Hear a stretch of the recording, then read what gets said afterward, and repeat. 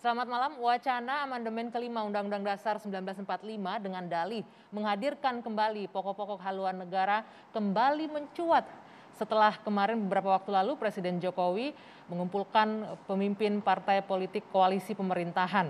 Nah, di satu sisi kritik pun mulai bermunculan.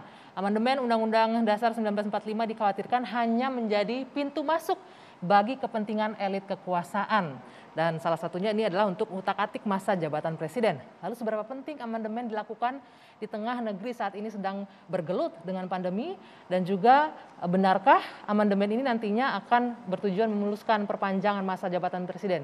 Kita akan diskusikan malam hari ini di Dua Sisi bersama saya Dwi Anggia.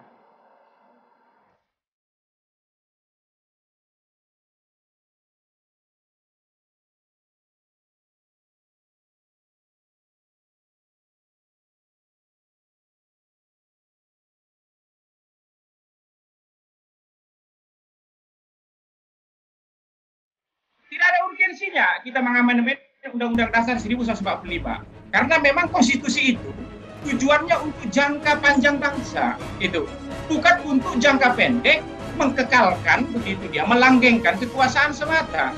Jika ini terjadi, ya, bukan hanya kita mematikan semangat reformasi, tetapi mengembalikan zaman kegelapan demokrasi di Indonesia begitu.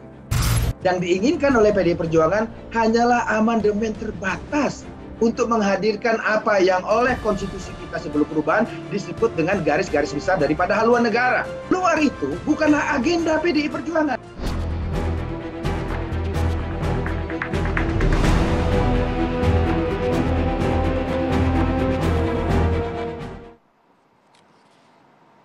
Ya, untuk berdiskusi terkait tema ini malam hari ini sudah hadir dengan saya sejumlah narasumber di studio. Saya akan perkenalkan satu persatu. Ada Prof. Hendrawan Supratikno, politisi dari PD Perjuangan. Selamat malam, Prof. Selamat malam. Dan di ujung sana ada Bung Kodari, pengamat politik. Selamat malam, Bung Kodari. Selamat malam. Dan sebelah kiri saya ada Bung Mardhani Alisera. Selamat malam, dari politisi PKS. Malam, sehat semua. Alhamdulillah. Bung Effendi Ghazali, pengamat politik. Selamat malam. Ya, malam, Anggi. Malam, Bapak-bapak sehat semua ya? Ya, Alhamdulillah. Nah, ini kita sama-sama sudah memantau ini, mengikuti tema yang terus bergulir, wacana amandemen Undang-Undang 1945 untuk menghadirkan kembali PPHN, pokok-pokok haluan negara. Tapi kemudian yang nyaring terdengar di publik ini mengenai perpanjangan masa jabatan presiden. Nah, jadi sesungguhnya nih, Prof, mungkin saya ke PDIP terlebih dahulu nih. Jadi apa sih sebenarnya agenda atau urgensinya kita untuk amandemen Undang-Undang Dasar kelima ini? Jadi tadi dimulai dengan kutipan dari Johnson ya tadi. Johnson harus membaca pidato SBY 11 Desember. Ya, 11 bulan sebelum Pak SBY turun. Pak SBY mengatakan setelah 15 tahun reformasi, dalam refleksi dan evaluasi saya, kita harus melakukan perubahan sistem ketatanegaraan. Jadi bayangkan. Kemudian kalau di PDI Perjuangan secara internal sebenarnya kami sudah melakukan perenungan panjang. Kemudian itu berkulminasi pada Rakernas 2016 yang kami secara eksplisit menyatakan perlunya kita mengembalikan haluan negara. Kemudian itu diperkuat dalam Kongres kelima partai ya tahun 2018. Jadi 2019. Jadi intinya sebenarnya kami hanya ingin melakukan amandemen terbatas sesuai dengan keputusan MPR sendiri, karena MPR sudah membuat 2 keputusan. Pak Mardhani Alisera nanti tahu keputusan nomor 4 tahun 2014 dan keputusan nomor 8 2019 yang memang merekomendasikan kepada MPR untuk melakukan amandemen secara terbatas. Tujuannya untuk kembali untuk haluan negara dihadirkan kembali. Haluan negara itu sebabnya disebut terbatas karena apa? Karena kami tidak ingin melihat bangsa ini tidak memiliki haluan yang jelas untuk pembangunan atau proses transformasi struktural yang jauh ke depan. Kita ingin melakukan manajemen pembangunan gaya kereta api, bukan gaya taksi. Taksi itu tergantung penumpangnya, ingin kemana tinggal dibelokkan. Tapi kalau gaya rel kereta api, stasiun perhentiannya sudah jelas. Oke, tapi Bung Mardhani, pas nggak dengan kondisi sekarang itu fokus untuk itu dilakukan sekarang? Kita lagi 2 tahun berhadapan dengan COVID loh ini. Bukan cuma COVID dan kondisi pandemi ya, tetapi saya melihatnya tidak sederhana, nyuwun sewu Prof, terkait dengan amandemen terbatas ini. Karena desain ketatanegaraan pasca amandemen keempat itu tidak lagi mengenal lembaga tertinggi negara, MPR dalam hal ini. Kalau kita mau mengintroduksi PPHN, katakan pokok-pokok haluan negara, Anggi, itu tidak akan efektif kalau tidak ada daya paksa gitu loh. Dia efektif dulu ketika MPR lembaga tertinggi. Dan presiden masih yang presiden bisa diatur MPR. oleh MPR. Makanya beberapa pakar tata negara mengatakan sebetulnya istilah amandemen terbatas ini hati-hati. Karena ketika kita mengintroduksi PPHN, kita harus mungkin mengubah mekanisme penganggaran. Kita mungkin akan mengubah posisi struktur antara presiden sama MPR. Kita mungkin akan melakukan banyak penyesuaian karena satu kesatuan undang-undang dasar itu ketika satu kita ubah DNA-nya beda nih. Karena yang sekarang ini pasca 4 kali amandemen kita memperkuat sistem presidensial, presiden yang kita perkuat. Dampaknya jika ini tetap berlanjut, ini amandemen akan memperlemah posisi ada presiden sekarang. Kekacauan hubungan struktural nantinya. Yang pertama, yang kedua, di masa pandemi ketika apatah lagi koalisi oposisi yang jomplang gitu loh, itu kita sulit menghasilkan argumen-argumen yang berkualitas, sulit melibatkan publik untuk engage, terlibat. Dua obstacle ini, dua hambatan ini membuat PKS menolak ide amandemen saat ini. Bagaimana tanggapannya Pak? Jadi ini kita berbicara tentang kesulitan-kesulitan atau apa? Sebab kalau kesulitan-kesulitan pasti sulit. Itu sebabnya sampai dibuat rekomendasi 2 periode Majelis Permusyawaratan Rakyat. Jadi memang tidak mudah. Tahun 2018 pada tanggal 16 Agustus ya Pak Zulkifli Hasan menyampaikan tentang perlunya amandemen ini dan sampai dibentuk panitia ad hoc 1 dan panitia ad hoc 2. Tapi kan tidak berjalan. Itu menunjukkan bahwa kesulitan masih menghadang kita. Ya. Nah, tadi dikatakan kan kalau memang ada PPHN, GBHN itu dilaksanakan berarti konsekuensinya apa? Presiden kan nggak ada kewajiban kepada MPR nantinya. Itu akan merubah semua tatanannya akhirnya. Itu sebabnya yang diubah adalah sejumlah ayat dan pasal yang sangat terbatas. Dalam hal ini misalnya ada kewenangan DPR untuk menolak APBN, disebutkan satu ayat. Ya, kalau APBN itu tidak mengacu atau tidak mendasarkan diri pada haluan negara yang diputuskan atau yang ditetapkan. Tetapi sekali lagi kan ini yang lalu. Orang sudah tahun 2018 sudah bergulir kok. Tetapi kan tidak terjadi kan. Ini menunjukkan bahwa masalahnya tidak sederhana yang dibayangkan. Kita sepakat, itu sebabnya sekarang kami sepakat cooling down, slowing down, ya kan? Okay. Itu sudah jelas sekali. Jadi Sepakat kita Anda jangan dengan itu, mengulang sesuatu yang sudah. Tapi pertanyaannya gini, apa yang akan menjamin bahwa ini akan fokus untuk menghadirkan kembali PPHN saja, tidak akan melebar kemana-mana, termasuk tidak akan mengotak-atik pasal 7? Oh itu sudah diatur di pasal 37. Okay. Karena apa yang diubah itu jelas harus disampaikan dengan argumentasi yang kuat.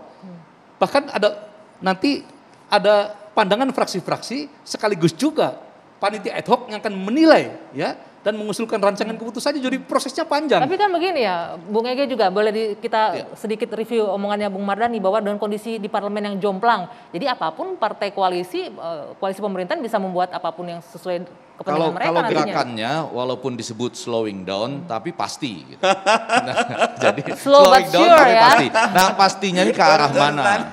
Karena kan kita sedang berbicara dua sisi. Sebetulnya kalau kita berbicara dua sisi dalam era ini saat ini Prof. Hendrawan itu kita lihat sisinya banyak sekali. Misalnya antara, ini saya langsung ya, saya mau menyapa saudara saya tercinta Kodari ini.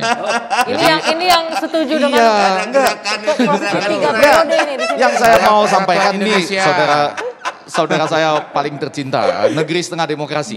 Artinya negeri ini masih setengah demokrasi. Ini yang saya mau sampaikan begini, bahkan di antara Prof. Hendrawan dengan teman saya tercinta Kodari pun, itu pasti akan ada perbedaan yang sangat serius. Apa itu? Prof. Hendrawan jelas ingin mengatakan, kapan perlu ya dalam komunikasi politik, judul nanti amandemen itu kalau betul terjadi, hanya judulnya amandemen PPHN. Oke. Jadi judulnya saja sudah mengikat, udah nggak boleh lari kemana-mana. Tapi teman kita Kodari itu ketika memproklamirkan dan sekarang masih tetap kukuh Masih dengan ada gerakan kaosnya. apa namanya Joy Pro ya Jokowi Prabowo itu itu pasti joy pro, artinya joy to the world. Kan karena kedamaian yang ingin dia sampaikan kan kedamaian, betul ya? Kedamaian. Betul sekali. Kalau kedamaian yang ingin dia sampaikan, tapi yang dia tuju itu pasti amandemen pasal 7. Iya. Oke. Nah ini antara Kodari dengan Pak Hendrawan Luar saja. biasa pengertian antara saya dengan brother. Justru. Nah ini nih Terima Prof, kasih. apa yang menjamin? Betul kan? Enggak, Terima apa kasih. yang menjamin kubu-kubu seperti Bung Kodari ini Iya. nggak akan menyisipkan agendanya nanti dia Iya. mendengar. Nanti kita jawab. Oke, baik. Dua sisi akan kembali saat lagi.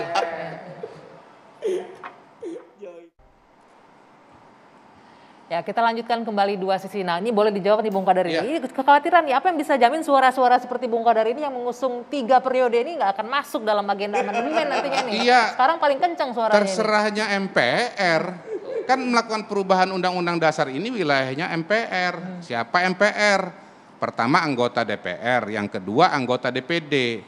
Nah di antara kita 5 yang hadir di sini, yang suaranya dihitung dalam proses itu, ya Pak Hendrawan dengan abang kita Mardani Alisera begitu.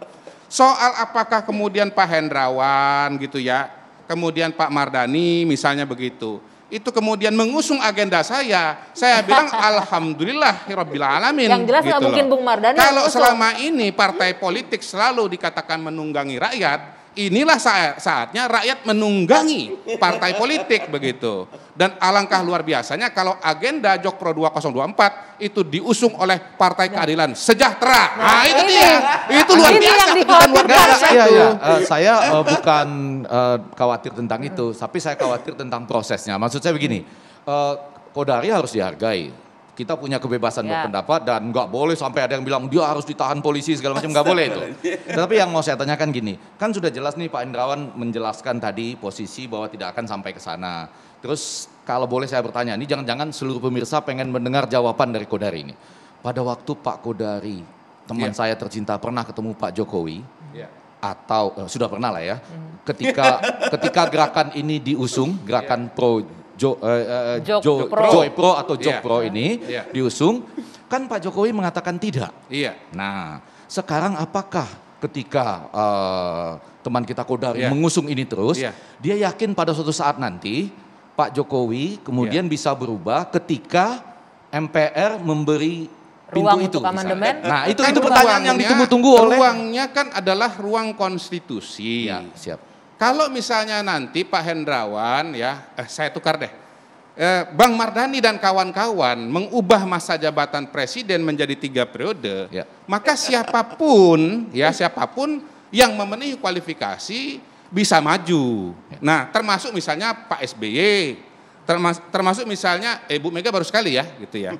Tetapi saya kembalikan lagi, yang mengusung calon presiden itu adalah partai politik. Kembali lagi, atau gabungan partai politik, yaitu Pak Mardani, kemudian Pak Hendrawan. Tapi begitu kalau loh. kembali ke pertanyaan, kalau ke KPU yang ditanya, itu bukan berapa hasil surveinya, tapi mana dukungan tapi partai artinya politiknya. pertanyaan saya yang sedang ditunggu-tunggu oleh pemirsa, yang akan dijawab oleh Bung Iya, Kodari saya nggak adalah tahu.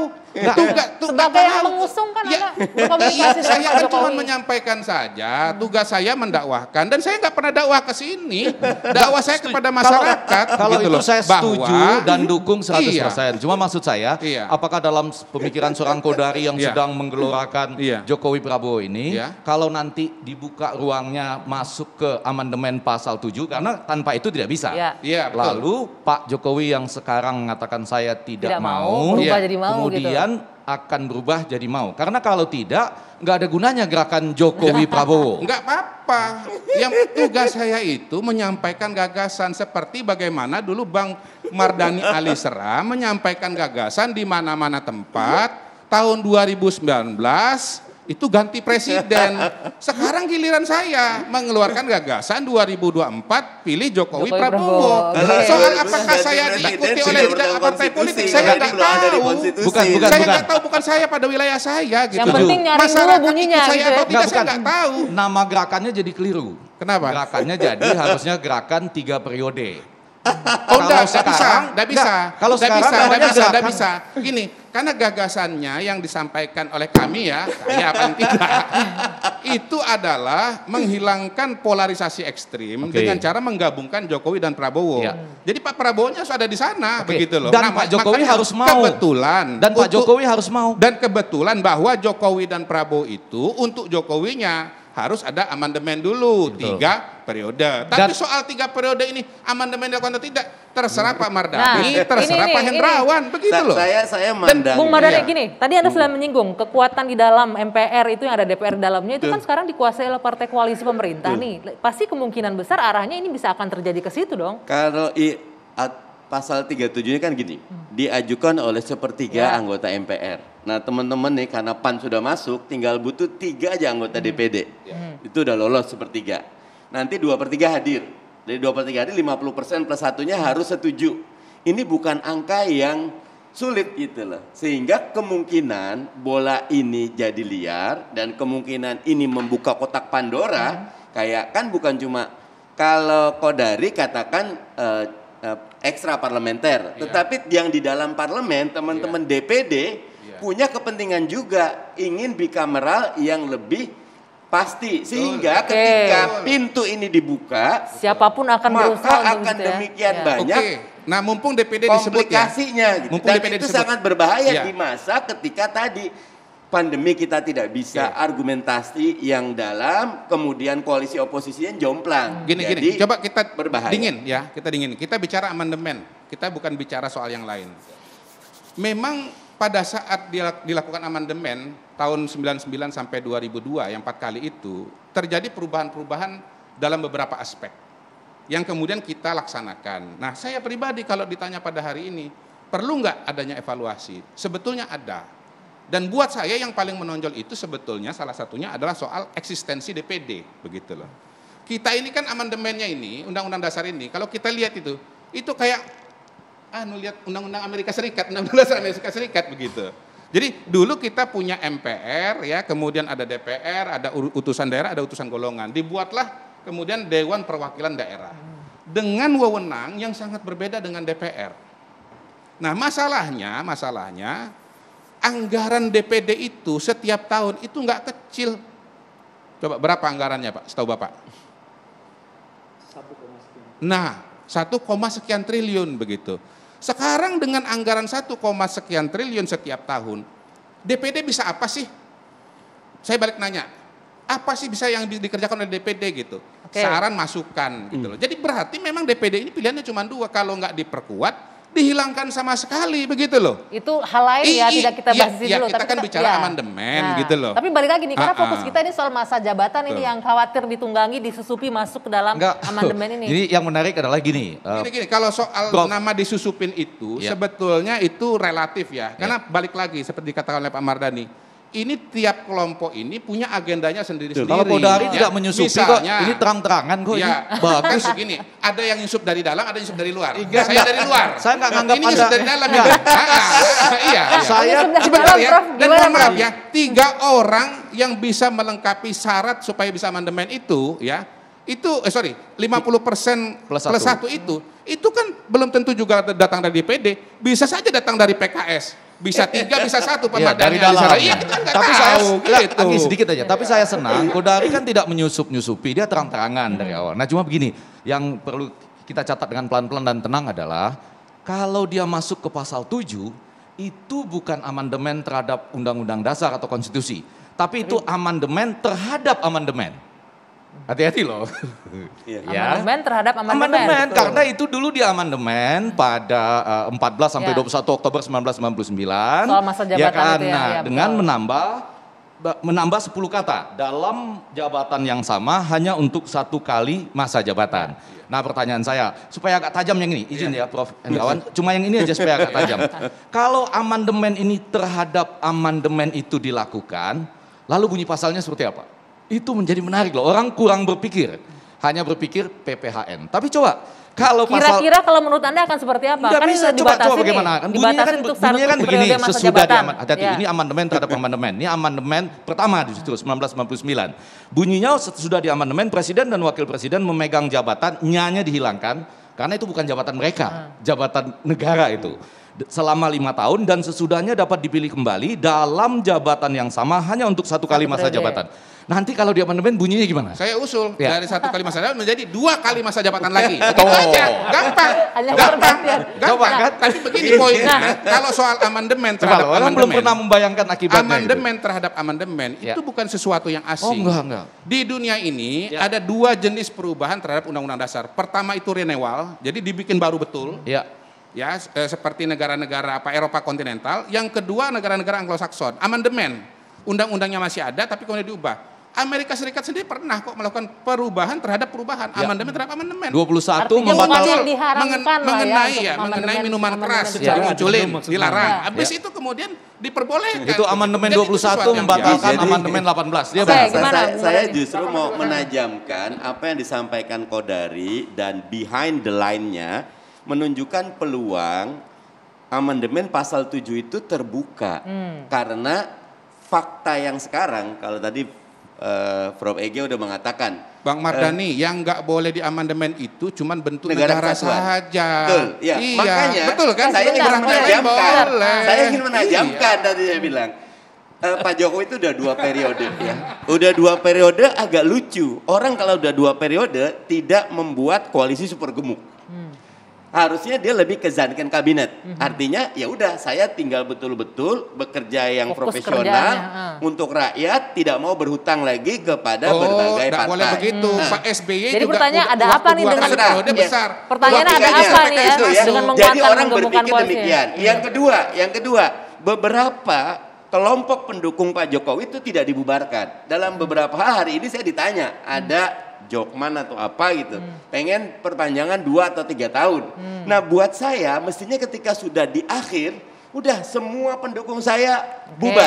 Oke. Nanti kita akan Buat tanya bisa, dari nggak bisa dari iya, partai kebebasan pengusung Tidak ya. ada lagi, Kumpul. tidak ada lagi Nggak bisa, pikiran-pikiran. Pak, mohon maaf, Bapak Sebentar, nggak nanti bisa kita lanjutkan. mengatakan Kita begitu. jeda dulu sejenak. Oh, iya, Nanti baik, kita baik. tanggapin usai jeda. Ini 2 yang sisi bisa kembali membubarkan saat kita. lagi. 2 sisi kita lanjutkan kembali, masih bersama saya Dwi Anggi dan juga 4 narasumber yang malam ini luar biasa heboh ya. Tadi saya mau lanjutkan nih, Prof harus jawab nih pertanyaannya dari Bung Mardhani. Kenapa di akhir masa jabatan ini pemerintahan sekarang ini Pak Jokowi sibuk menggendut-gendutkan koalisinya, digemuk-gemukan? Jadi begini, Itu jadi pertanyaan, dari mau tadi, apa nih tujuannya? Dari tadi saya mencermati begitu, yang kita bicarakan ini aspirasi tentang masa depan, aspirasi amandemen, imajinasi tentang masa depan atau apa.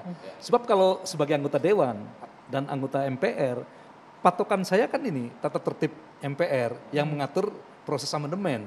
Itu sebabnya selama itu masih menjadi aspirasi biasa seperti yang dikatakan teman kita Kodari, itu bagi kami itu narasi biasa saja yang ada di luar, yang tidak bisa kita tolak.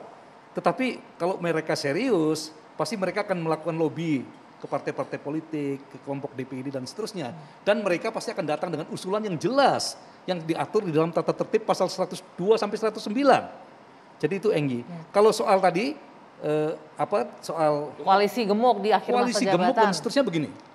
Soal aspirasi 3 periode sebenarnya ini bukan yang pertama ya.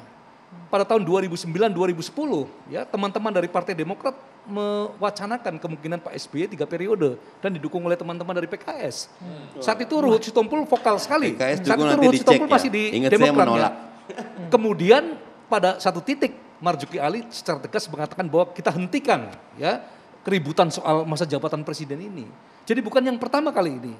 Jadi nggak masalah kalau sekarang PDIP juga mau 3 periode juga nggak masalah dong. Tidak, harusnya. PDI Perjuangan sangat jelas dan tegas. Oke. Ya, hanya mengusulkan amandemen terbatas khusus untuk mengembalikan haluan negara. Itu barangkali karena ada posisi yang tegas juga ke kan? bawah. Enggak, Prof Pak Hendrawan ke bawah tadi untuk penegasan. Kasih tahu audiens, dia serius gitu. Barangkali Tidak karena terlihat. ada posisi yang tegas juga. Misalnya kan jauh lebih baik pasal 7 ini tidak ada amandemen, lalu mengajukan orang yang lebih tepat untuk maju sebagai calon presiden di 2024. Bisa begitu kan? Tidak, karena kami tidak melakukan kajian ke arah sana. Jadi kami tidak mau mengolah ilusi ya, Ya. menjadi narasi hukum. Tidak. Ya. Wah, ini Itu keren nih, sebabnya- jangan berilusi Bung Enggak, Effendi. tapi ini setuju. Jangan. Saya setuju bahwa jangan kita berilusi, kasih kesempatan siapapun menyuarakan aspirasinya. Dan ini proses memang harus panjang, nggak bisa ditunggu sampai 2023, Anggi. Proses yang dilalui oleh teman kita, Raja Survei dan Raja Strategi ini, itu memang harus dimulai dari 2020 akhir kalau nggak salah saya. Dan memang membutuhkan waktu yang panjang. Saya sedang tidak berbicara tentang ilusi, tapi barangkali romantisme. Dalam hal ini saya terima kasih loh Pak Jokowi itu tegas mengatakan tidak. Karena ini seperti ada sebuah romantisme panjang ke masa lalu, yaitu romantisme itu dua. Satu, masa jabatan presiden bisa lebih dari 2 periode. Dan itu sebagai sebuah ambang batas sebetulnya. Artinya begitu bisa lewat dari 2, nanti bisa lewat kemana-mana. Karena batasnya itu, lagi. batasnya 2. Seperti yang terjadi di Cina. Ya, 11 Maret 2018, Xi Jinping ini mengubah yang ditetapkan oleh Deng Xiaoping dulu karena mau lebih dari 30 tahun, ya kan? Kurang lebih sama Dirubah. seperti Indonesia Sekarang, nih ya. Nah, itu satu posisinya romantisme ya. masa lalu yang jabatan presidennya panjang. Sama satu lagi, menarik romantisme PPHN ini kan sebetulnya juga sama dengan romantisme GBHN yang tidak mau menyebut istilah GBHN karena itu mengacu ke masa lalu, jadinya PPHN. Nggak mau mengakui keberhasilan masa Jadi lalu. ini bukan gitu. ilusi. Oke. Enggak mau mengakui masa lalu.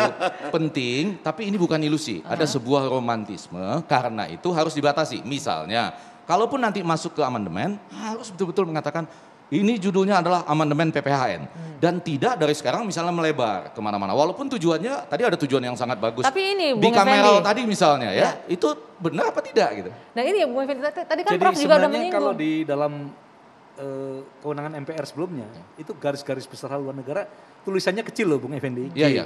Jadi bukan nomenklatur, Iya. ya. Nomenklaturnya GBHN huruf besar. Ya.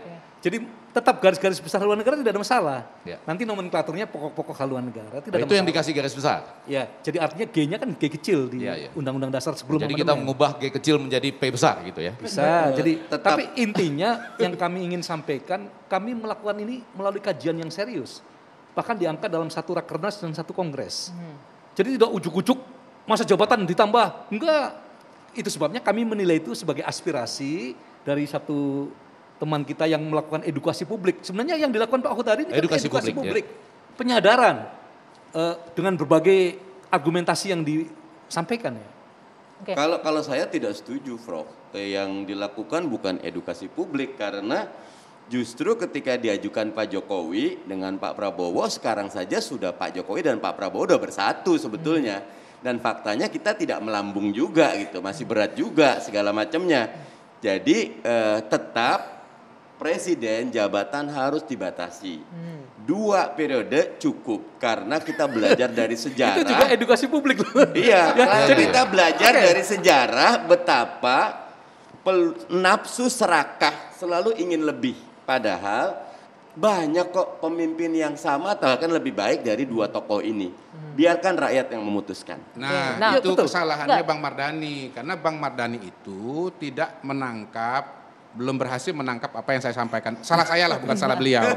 Jadi Pak Jokowi dan Pak Prabowo itu di 2024 itu bukan karena beliau yang istilahnya paling hebat tidak bisa dikalah, bukan. Tetapi beliau itu orang yang pada hari ini bisa menjadi titik temu bagi mayoritas ya.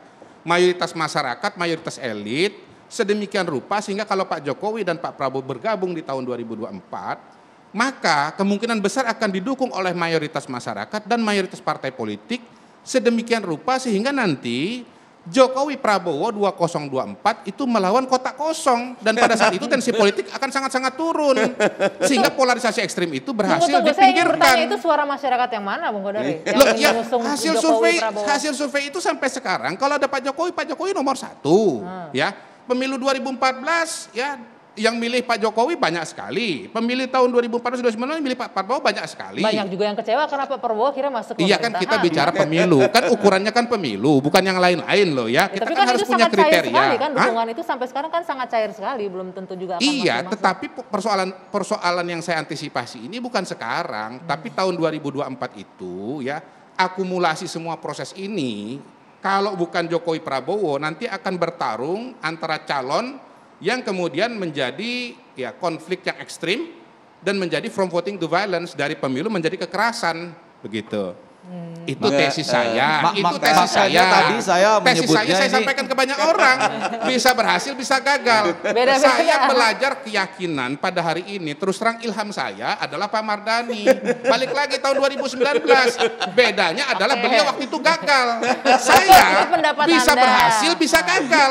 Tapi kalau saya pun gagal, saya belajar dari beliau juga, masih bisa ketawa-ketawa sampai sekarang begitu. Nah, jadi saya kalau gagal juga nggak ada stres. Kembali saya pertanyaan saya kembali ke Prof. Hendrawan begini nih Prof. Ini kan fokus PDIP hanya untuk PPHN nih dihadirkan kembali kan, tujuannya untuk pembangunan yang berkesinambungan untuk arah haluan negara kita kan. Tapi bukannya itu semua sudah diatur dengan undang-undang yang sudah ada sekarang, Undang-Undang Nomor 17 tahun RPJMN 2025. Jadi ada Undang-Undang 25 2004 dan 17 2007.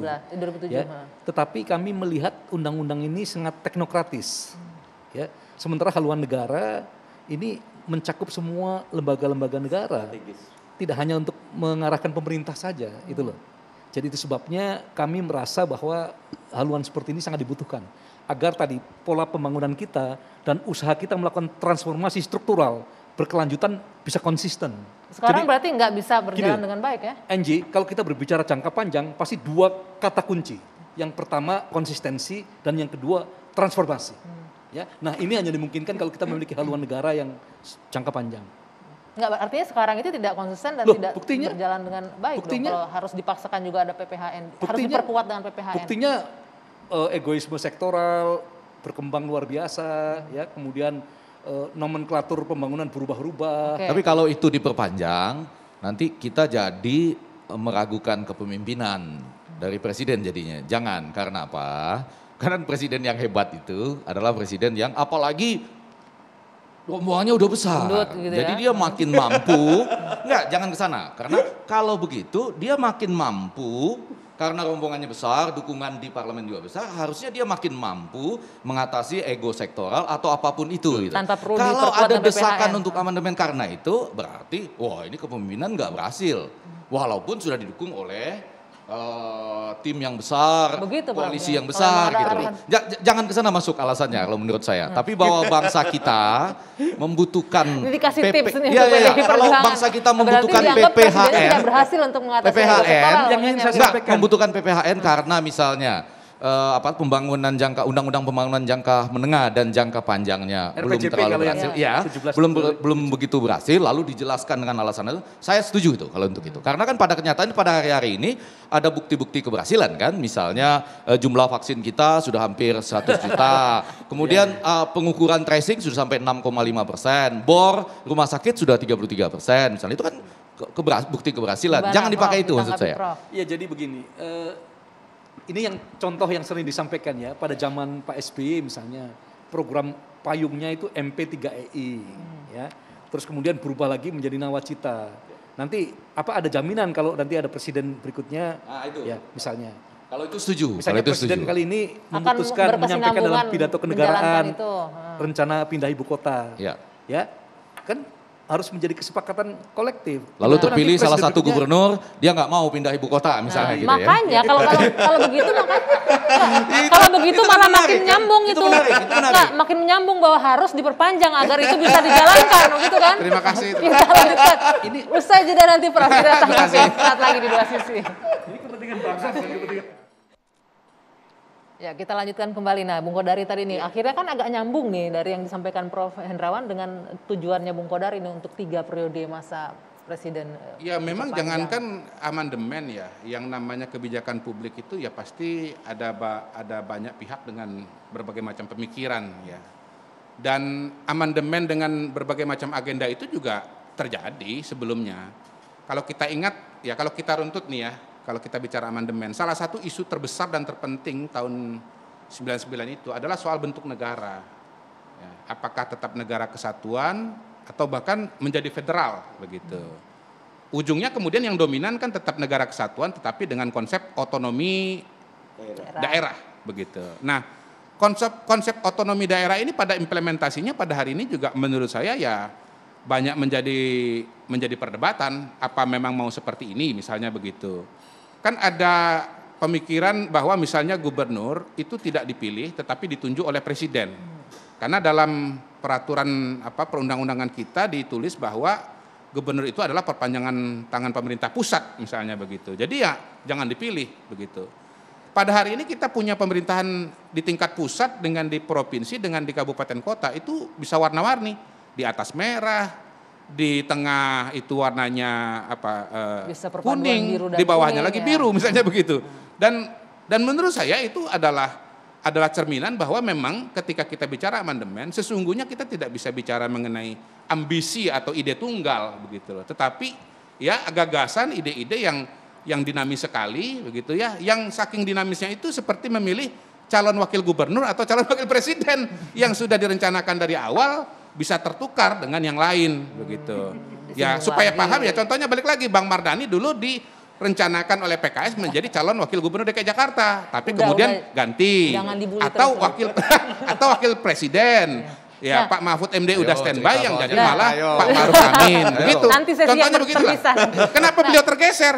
Karena ada berbagai macam kepentingan. Nah, ini terkait dengan berbagai macam kepentingan. Dan kepentingan. waktu itu yang lebih menentukan kepentingan dari luar. Sebentar, saya mau nanya ke Prof. Hendrawan ini. Ini kan PDIP tetap fokusnya PPHN ya. Tapi kalau Presiden ini sebagai kader partai PDI Perjuangan itu pertama pertanyaannya setuju nggak dengan PPHN ini? Dan kedua dengan wacana 3 periode sendiri ada sempat obrolan nggak? Terus begini, kalau kita bicara soal proses yang serius ya. Kami bicara PPHN serius sampai melakukan pengkajian, mengangkat dalam Rakernas Kongres. Tetapi kami pun belum menindaklanjuti dalam bentuk usulan yang diatur dalam tata tertib pasal 102 sampai 109. Artinya tanda tangan mengusulkan dengan jumlah 238 ya. Tidak. Yang serius jauh pengetahuan saya sejak reformasi itu yang diusulkan oleh Pak Ginanjar Kartasasmita tahun 2006. Saat itu jumlah yang usul sudah melebihi syarat minimal. Tetapi kemudian kita semua tahu sejumlah anggota mengundurkan diri ya. Nah itu sebabnya dalam tata tertib ini sekarang diatur bahwa kalau sudah diserahkan setelah 3 hari sampai kepemimpinan MPR tidak boleh mengundurkan diri dan seterusnya dan seterusnya. Jadi artinya yang ingin saya sampaikan semua aspirasi yang berkembang ini dari sisi kelembagaan baru merupakan ide-ide yang silakan masyarakat berdialektika ya melihat munculnya pemikiran-pemikiran. Masih sangat cair dan masih membuka ruang diskusi publik untuk publik untuk ini ya. Nah tapi pertanyaan saya, Pak Jokowi sendiri sebagai kader PDIP, bagaimana responnya dengan PPHN? Yang kedua, ada nggak sempat obrolan nih Prof? Iya, tadi ada perpanjangan wacana 3 periode ini. Berkali-kali Pak Jokowi mengatakan kekhawatirannya bahwa sekali kita membuka ruang untuk amandemen akan melebar kemana-mana. Selalu disampaikan. Artinya tidak ini ya Pak Jokowi. Clippingan yang ada pada saya ya menyampaikan itu. Oke, Bung Mardhani kalau kita lihat artinya Pak Jokowinya sendiri kan tidak mau nih ada amandemen. Tapi tetap dari parlemen, dari partai pendukungnya malah tetap memaksakan untuk mengupayakan untuk itu gitu. Politik itu the art of impossibility.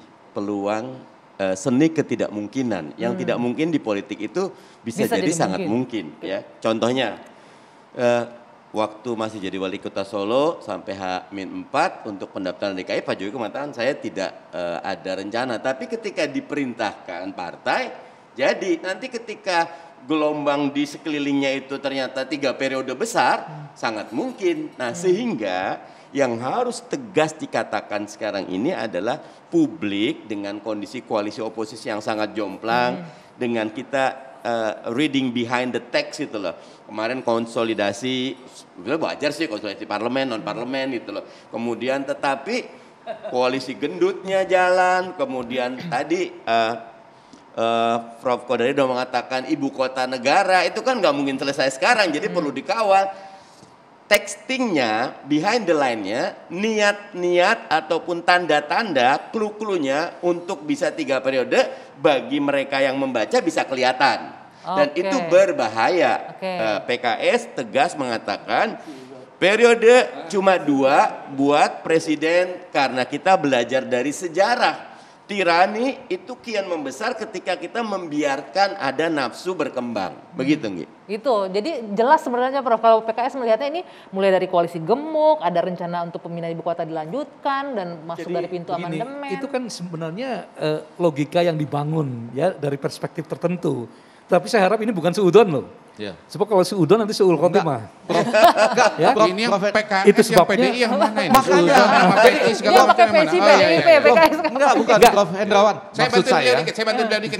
Saya ngelihatnya itu kumpul-kumpul itu persiapan ulang tahun pemerintahan yang kedua. Kok itu bulan Oktober kan 2 tahun pemerintahan. Wajar dong konsolidasi. Wajar. Bicara ekonomi, bicara COVID. Wajar. Ya kan? Ini begini, Wajar. Pak Mardhani. Itu bisa jadi persiapan Dan wajar reshuffle. juga Persiapan kalau reshuffle. dibicarakan perkara-perkara yang behind the line. Gitu, Wajar gitu karena loh. politik. Sama-sama Jadi, wajar, itu ceritanya. cair ya, Iya, sangat cair. gitu. Pak Jadi wajar Mardhani juga kalau ada dan- pemikiran wajar, dari iya, Bung wajar. Mardhani Ya, Tapi seperti Anji, ini ya. satu cerita. dalam kondisi saat ini urgensi kita adalah membangun gotong royong skala besar untuk mengatasi persoalan besar bangsa kita, yaitu pandemi dan Saya pemulihan setuju, ekonomi. Prof, tetapi tetap ketika di masa pandemi nyuwun sewu korupsi bansos masih ada. Peluang sekarang korupsi vaksin juga ada. Jadi tetap saja harus ada check and balance. Ketika koalisi oposisi jomplang, maka sebenarnya Pak Jokowi nyuwun sewu sedang melemahkan demokrasi. Mestinya biarkan mereka yang di luar sehingga ada tesa, antitesa, sintesa. Kalau fakta gitu. menunjukkan justru di beberapa negara, ini fakta yang sedang berlangsung sekarang, pandemi ini pintu masuk bagi Orban, Putin, dan lain-lain untuk melakukan perubahan amandemen loh. Ini fakta di luar negeri, kita tentu tidak berbicara di Indonesia. Kita masih memegang Pak Presiden kita yang mengatakan tidak pada amandemen yang bermaksud memperpanjang periode. Saya juga mau presiden. ngasih fakta sedikit untuk mematahkan Bung Kodari katanya untuk perayaan persiapan 2 tahun pemerintahan. Ini yang ikut pertemuan ngomong nih Ayo, soalnya. Kodari, Coba dengerin kita ya. lihat ini ada pernyataan dari Ketua Umum PAN ya. Ayo Kodari, Rapat dengerin. koalisi dengan Jokowi bahas amandemen tuh katanya Ido. benar. Salah, ini beritanya. Saya udah Bahas- baca nih. bahas dengan- Jadi begini ya, beliau ini menceritakan mengenai pertemuan. Nah soal amandemen itu beliau bicarakan terpisah. Beliau ini sedang di acara Rakernas PAN. Jadi kalau acara pertemuannya sendiri itu nggak ngomongin amandemen, silakan dicek. Ada kan YouTube Nggak ada. Nggak ada memang. Nggak ada. Dan memang jadi biasa Jadi begini ceritanya. ketika kumpul-kumpul Tidak ini dibicarakan. etalase Sebentar, depan. sebentar. Etalase Ini berita, depan ini harus berita, ini cantik, berita. harus Jadi begini. manis. Yang dealnya Pak jauh di Zul belakang bilang gitu. pertemuan 1, 2, 3. Tapi ngomong-ngomong dia bilang, ya memang udah 23 tahun. Nggak, Ya, ini layak saya- dilakukan amandemen. Begitu konteksnya. Anggi, saya agak bingung. Ini misleading dari berita ini. Nggak, Ini oke, misleading dari berita. berita misleading. Iya. Tapi harusnya Ya. Kodari gembira kan kalau dalam pertemuan itu Loh, dibicarakan kalau amandemen berita kan? misleading saya pasti koreksi. Ya, enggak, misleading saya setuju. mengkoreksi berita. Oke. Tolong didudukkan persoalan dengan baik. Setuju. Tapi kita Bang- berbeda pendapat, tapi dalam hal-hal tertentu kita harus bersepakat. Bersepakat. Nggak, Setuju tapi- ya saya mengkoreksi Setuju. berita yang salah. Oke. Tapi Iya. walaupun PAN-nya belum mengkoreksi ya. Dia mana? Enggak, ini maksudnya kan harusnya ketumpan mengoreksi kan? Ini Bila perlu jubir kita PAN ini. Bila perlu kita bikin acara deh, beritanya kita bawa sini kita bahas. Oke, enggak tuh Maksud udah. saya- Ini yang menarik ini yang etalasenya emang cantik kata Bung Mardhani, tapi Iya, di belakangnya kan nggak selalu. tahu kan. Enggak, maksud saya gini, ketumpan harus mengoreksi itu. Mudah-mudahan Bang Zul nonton lalu mengoreksi. Tapi yang lebih menarik bukan gitu. Kan mestinya Bang Kodari itu merasa gembira dong kalau amandemen ini dibicarakan dalam pertemuan antara presiden dengan koalisi atau yang berminat masuk koalisi. Karena Oke. dengan demikian memberikan harapan yang lebih kuat untuk perjuangan Jokowi Prabowo gitu. Ya Oke. kan urutannya tadi Anggia mengatakan saya salah gitu. Oh, karena seolah-olah Oh, dalam iya. pertemuan Itu tersebut sudah kita koreksi. dibahas, Dibahas nggak amandemen. dibahas. Oke, kita Iya. sepakat Jadi untuk saya sedang mengoreksi mengkoreksi itu. beliau. Baik. Siap. Tapi Tapi apapun beliau itu, bukan salah beliau, salah berita itu. Ya, setuju, Memang jahat setuju. itu berita. Oke, tapi apapun itu kita berharap ini hanya untuk semata-mata untuk kepentingan bangsa dan Betul. negara tentunya ya. Apalagi Amin. sekarang kita dalam masa pandemi, kembali lagi pertanyaannya apakah memang seurgent itu untuk digolkan amandemen Undang-Undang Dasar 45 untuk menghidupkan kembali PPHN. Itu akan menjadi PR bersama bagi teman-teman Dan di kita parlemen. masih tetap Bapak pegang ini. apa kata Pak Jokowi aja. Boleh Bahwa? nggak? Kita tetap pegang kata Pak Jokowi aja. Oke. Bahwa Pak Kita Jokowi tidak. husnuzon tapi tetap waspada dan hati-hati. Baik, terima kasih Bapak-Bapak sudah hadir dan berdiskusi malam hari ini di dua sisi. Saya Dewi Anggia, saya akhiri selamat malam, sampai jumpa.